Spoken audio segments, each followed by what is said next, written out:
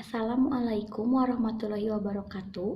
Perkenalkan, nama saya Riza Masito Hasifa dengan NPM 2030541, Prodi Manajemen Rumah Sakit Politeknik Piksi Ganesha. Kali ini saya akan mempresentasikan tugas yang diberikan Bapak dosen, Bapak Andrias Nur Kamil Albustomi, SPDI MPDI, dengan judul Proses Penciptaan Manusia Berdasarkan Al-Quran. Manusia adalah makhluk ciptaan Allah yang paling mulia karena diangkat sebagai khalifah Allah yang bertugas untuk memakmurkan bumi atas dasar ketakwaan. Manusia yang terdiri dari tubuh, akal, dan ruh juga mempunyai asal-usul yang diterangkan dalam Al-Quran. Al-Quran menggambarkan tahap-tahap pertumbuhan janin di dalam rahim secara jelas dan akurat, dan membagikannya ke dalam 7 fase seperti yang tertera dalam Quran Surat Al-Mu'minun ayat 12-14. Dan sesungguhnya kami telah menciptakan manusia dari suatu saripati berasal dari tanah. Kemudian kami jadikan saripati itu air mani yang disimpan dalam tempat yang kokoh, yaitu rahim. Kemudian air mani itu kami jadikan segumpal darah, lalu segumpal darah itu kami jadikan segumpal daging, dan segumpal daging itu kami jadikan tulang belulang. Lalu tulang belulang itu kami bungkus dengan daging. Kemudian kami jadikan dia makhluk yang berbentuk lain, maka Maha Sucilah Allah, pencipta yang paling baik. Quran Surat Al-Mu'minun ayat 12-14. Berikut tahapan pembentukan tubuh manusia. Yang pertama, yaitu tanah. Ingatlah ketika Tuhanmu berfirman kepada malaikat, sesungguhnya aku menciptakan manusia dari tanah. Quran Surat Syad ayat 71.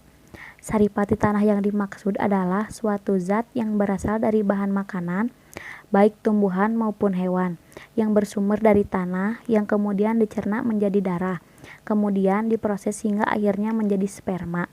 2. Fase nutfah, air mani. Dan Allah menciptakan kamu dari tanah, kemudian dari air mani, kemudian Dia menjadikan kamu berpasangan, laki-laki dan perempuan.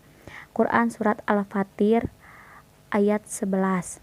Secara etimologi, nutfah adalah cairan dalam jumlah kecil atau tetesan. Maksud nutfah di sini adalah nutfah laki-laki dan perempuan atau spermatozoa laki-laki dan sel telur perempuan. Nutfah juga bisa diartikan sebagai campuran antara spermatozoa laki-laki dan sel telur perempuan. Yang ketiga, fase alaqah, segumpal darah. Fase alaqah adalah fase pembentukan organ tubuh. Saat itu zigot sudah mempunyai sifat aluk, bergantung. Fase ini juga merupakan fase persiapan untuk membentuk atau menggambar organ-organ janin. Disebut alaqah karena ia bergantung di dinding rahim.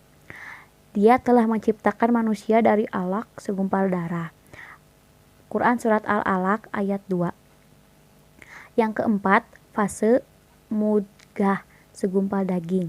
Sebab penamaannya mudghah ialah karena saat diteropong bentuknya seperti segumpal daging. Fase mudghah ini berakhir dengan peniupan ruh yang terjadi pada hari ke-120 atau bisa sebelum atau sesudahnya. Sebagaimana yang dicatat dalam hadis Nabi, kemudian menjadi mudghah seperti itu, lalu Allah mengutus malaikat kepadanya dan meniupkan ruh ke dalamnya. Yang kelima, fase idzam, tulang. Salah satu bagian dari ruas mudghah ini akan berubah menjadi jaringan-jaringan tulang untuk membentuk tulang punggung dan struktur tulang lainnya. Pada sekitar awal minggu ke-7, rupa awal manusia telah tampak. Imam Muslim meriwayatkan dalam sahihnya dari hadis Hudzaifah bin Usaid. Ia berkata, aku mendengar Rasulullah SAW bersabda, apabila nutfah telah berusia 42 malam, maka Allah mengutus malaikat lalu dibuatkan bentuknya, diciptakan pendengarannya, penglihatannya, kulitnya, dagingnya, dan tulangnya. 6. Fase kisa al-idzam bilah, pembungkus daging. Fase ini ditandai dengan menebarnya otot-otot di sekitar tulang dan meliputinya. Fase pembungkusan tulang dengan daging dimulai pada akhir minggu ke-7 dan berlangsung hingga akhir minggu ke-8. Yang terakhir, fase ke-7, fase insya, pembentukan manusia. Di sini, kemukjizatan ilmiah dari firman Allah, kemudian kami jadikan dia makhluk yang berbentuk lain. Quran Surat Al-Mu'minun ayat 14. Atau maknanya kami menciptakannya dalam bentuk ciptaan yang berbeda dari makhluk yang lainnya. Pertumbuhan di fase ini semakin cepat, janin pun berubah menjadi ciptaan dalam bentuk lain. Bentuk kepala, tubuh, dan organ lainnya mulai seimbang. Organ-organ dan sistem-sistem mulai berkembang untuk menjalankan fungsinya. Sekian presentasi dari saya. Mohon maaf bila ada salah kata. Wassalamualaikum warahmatullahi wabarakatuh.